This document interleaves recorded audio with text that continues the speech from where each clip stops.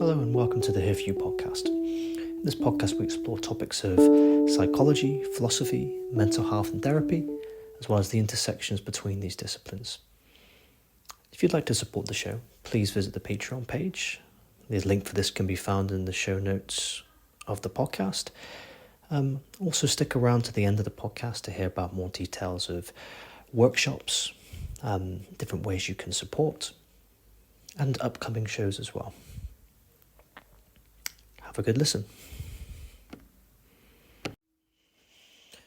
Hello and welcome back. Today we're going to be talking about power issues in mental health. Okay, so what is power? Power is quite a hard concept to define, and this is despite most people having an intuitive idea about what this means.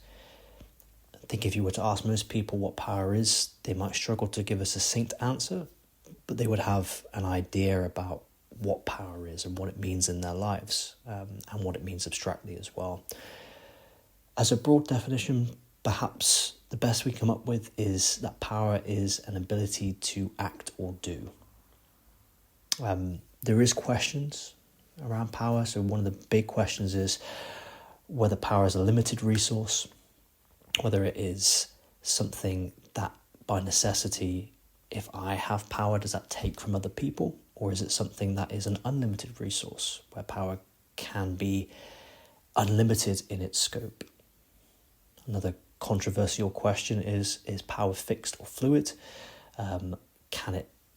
Is it fixed to one position always within that person or within that organization? Or is it something that can move and change? Has that got the potential to be fluid and dynamic?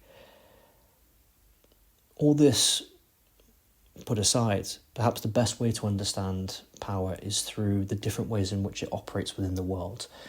Maybe we can consider this as taking a pragmatic approach towards power. One of the ways to think about this is to think about different types of power. And there's different ways to conceptualize different types of power. One way that's come up by Raven in 2008 was that there's 7 types of power. Coercive, reward, formal, connection, referent, informational, and expert. So this idea that there's different types of power that operate in different ways. You have coercive power, the power that is manipulated in front of people. There's reward, power is given through rewards. There's formal power in formal context. There's connection power, so having power through knowing certain people, having power through holding information, power through knowledge, and holding power based on holding an expert position or expert knowledge. So that's one way of thinking about power very broadly as 7 types. Another way put forward by Matthew et al. In 2017 is that there's 4 types of power. So you could look at power over, power with, power to, and power within.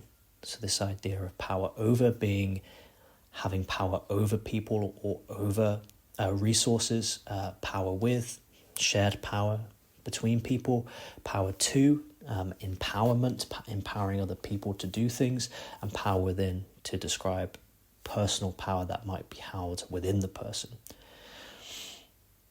Another way to think about power, or think about different types of power, is that there's another 4 perspectives put forward by Fours in 2021, and this is put forward specifically with the idea of psychotherapy in mind.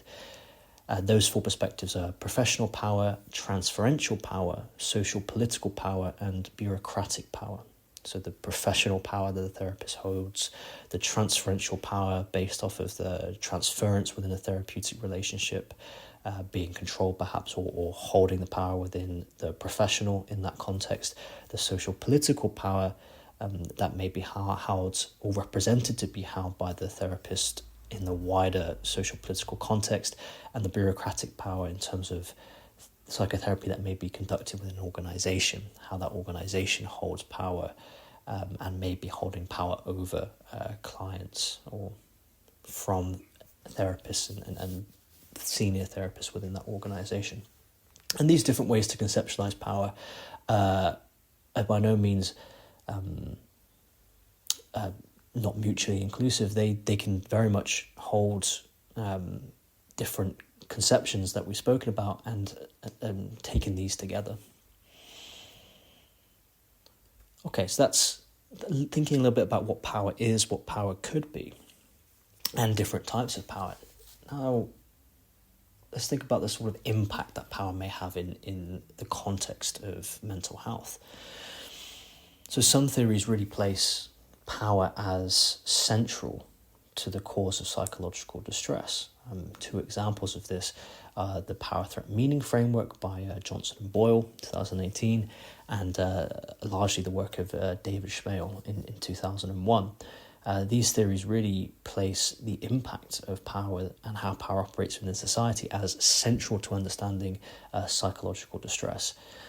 The Power Threat Meaning Framework is a relatively new concept put forward by these two psychologists, Johnstone and Boyle, back in 2018, and it largely questions how power has featured within an individual's life and how that power has affected the individual and what meaning that they've made out of the power that's operated in their life and the impact that that's had on them. Largely this can be framed as changing the language that we use with clients. As opposed to asking what's wrong with a person, we might want to ask what has happened to a person and how did this affect you? What sense did you make of it? And what did you have to do to survive? It's a very important discovery, a very important theory that's been put forward, that's being incorporated into a lot of the mental health systems, especially in the UK. I'm sure we will cover more of this in future episodes. So while certain approaches may place power as centrally important with understanding psychological distress, other theories may not hold it as central, but will still consider power as an important thing to acknowledge within the mental health context. And acknowledging that this may have a direct impact upon how professionals and clients work together, and this may be through the power imbalance inherent within a professional client therapist relationship. There also may be wider social implications at play in terms of the identities of a professional with a client. This may touch on wider current political imbalances within society, such as imbalances in relation to gender, in terms of imbalances in relation to race, sexuality, class, etc. A good way to think about this is through the social graces model put forward to Burnham. I will make reference of this in the resource packs that are available on Patreon, but also I may also do another episode on social graces, but a really interesting way to conceptualize the intersections of different protected identities and how that might impact on the power relations. And I think considering how power can operate both in terms of that inherent professional client relationship as well as the identities that the different people are positioned in. So the impact of power that may be had of a white therapist seeing a client from a different ethnic background to them. How is power positioned not only within that room but also on the wider social level, and the importance of therapists holding an awareness for how that might play out and how that may affect the session, and given space perhaps, if appropriate, to the exploration of those power dynamics. And that this can further play out not only within the individual therapy relationship of counsellor and client or therapist and client, but also within the wider healthcare profession as well, in terms of how people are positioned as professional or expert and how other people are positioned as patient or service user, and thinking about what that language and what that positioning does in relation to how power displays itself within the mental health system.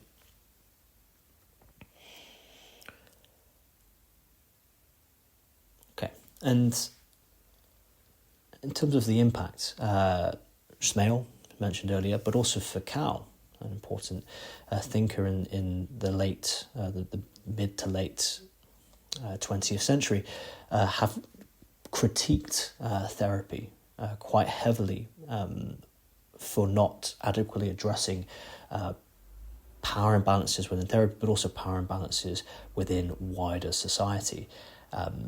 They have argued, for Cow in particular, have argued that due to therapy not addressing these concerns, it can be seen as an instrument of social control in itself. That through the non-identification or the minimization of wider power imbalances within the therapy context, that actually by individualizing the approach that therapist takes, this may form an instrument of social control itself, in terms of not allowing people to consider or question the impact of their mental health based off of the power imbalances that are present within wider society. This has led Mason in 1988 to heavily critique therapy as not only unhelpful, but actually actively harmful, as he argues that therapy always engages in a form of coercive power that leads to the abuse of clients. Now, Mason takes a extreme end of a spectrum view, but I think this is an important critique of therapy more broadly. So with that in mind, we've explored a little bit about what power is, a little bit about the impact of power within mental health as in different levels. Let's have a little think about how can these issues of power be addressed within the mental health system and within therapy in particular. So the power threat meaning framework mentioned earlier by Johnson and Boyle, this theory was really put forward, and this framework was really put forward as a way of trying to address some of these power imbalances and trying to work therapeutically in that space, trying to broaden therapy away from just individual approaches to a more wider context. The power threat meaning framework itself was developed through the use of both professionals and experts by experience to help develop what that framework looked like, and the continuation and moderation of this framework is continually used through people who have actually had the experiences that the framework tries to work with. Another very broad approach is through trauma-informed care. Our previous episodes spoke heavily about that. The principles of that are very useful in addressing some of the power imbalances, particularly around the idea of choice, particularly around the idea of collaboration. And really we can see in the power threat meaning framework that they try to incorporate quite a lot of that trauma-informed care perspective. Fundamentally, there's something about the acknowledgement of power that professionals hold, so professionals themselves acknowledging that they hold power, and if appropriate and useful, addressing this within the room and working collaboratively to distribute this to some degree and to some extent. We could kind of see this through the lens of empowering or attempting to empower through the acknowledgement and sharing of the power that is held in the room. There is something in this idea of a lot of therapists tend to find it uncomfortable to acknowledge or identify the power that they hold within professional contexts. But just in the position as a therapist, people hold power, no matter how much they try to get rid of that or try to deny that there's an element of the work, and there's something in just the acknowledgement that there is a power differential in the room and trying to work therapeutically with that.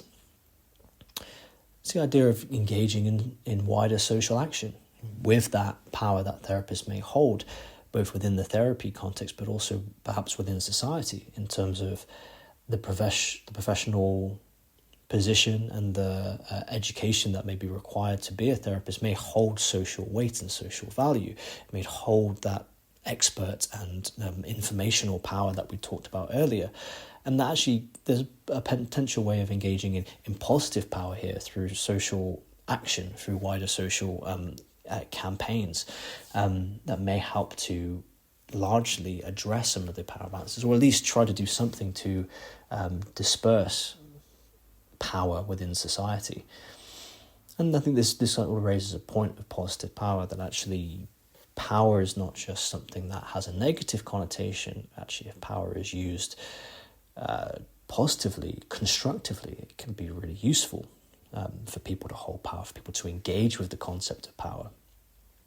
And with this in mind, perhaps what that can look like is something like co-producing services, and not just co-producing the services themselves, but co-producing theory and research alongside the populations that we serve. And this is really important that this is done in a non-tokenistic way, where co-production with service users, with people who have experienced mental health challenges, who have been patients, been through care, actually have a role all along that process, both in terms of research development, developing theories, but also in terms of on the ground work, in terms of people who control or are heads of organizations or service delivery. Is there a way of bringing in these populations even within the sort of CEO level of mental health organizations?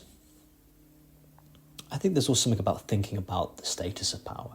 So back to that question of,